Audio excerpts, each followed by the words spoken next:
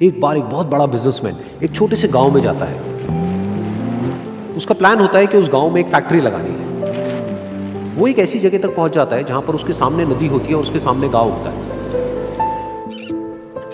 अब उसके पास में दो ऑप्शंस होते हैं, एक कि वो सड़क के रास्ते से घूम करके उस गांव तक पहुंचे जिसमें करीब करीब 8 घंटे लगेंगे क्योंकि डायरेक्ट कोई रास्ता नहीं है वहां तक पहुंचने का। दूसरा कि सिर्फ 20 मिनट में एक नाव में बैठ करके उस नदी को पार करके उस गांव तक पहुंच जाए। तो अपना टाइम बचाने के लिए उसने उस नाव में बैठने का डिसीजन लिया।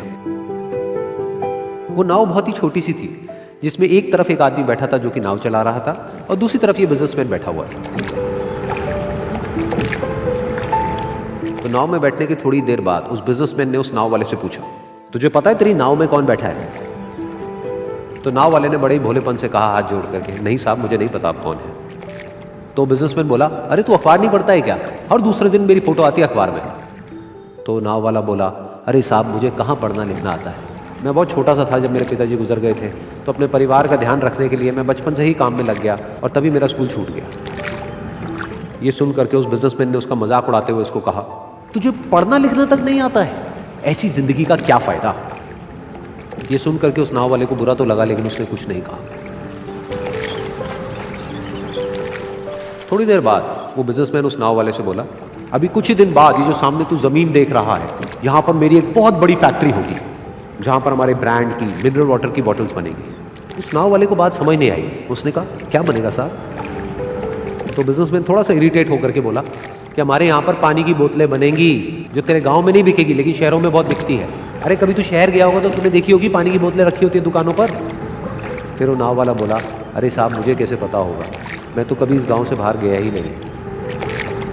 फिर वो बिजनेसमैन उसके ऊपर हंसते हुए बोला, तू कभी इस गांव से बाहर तक नहीं गया, तुझे पता ही नहीं कि शहर क्या होता है? अरे ऐसी जिंदगी का क्या फायदा? उसकी ये बात सुन करके उस नाव वाले को सच में लगने लगा कि मेरी जिंदगी शायद किसी काम की नहीं है।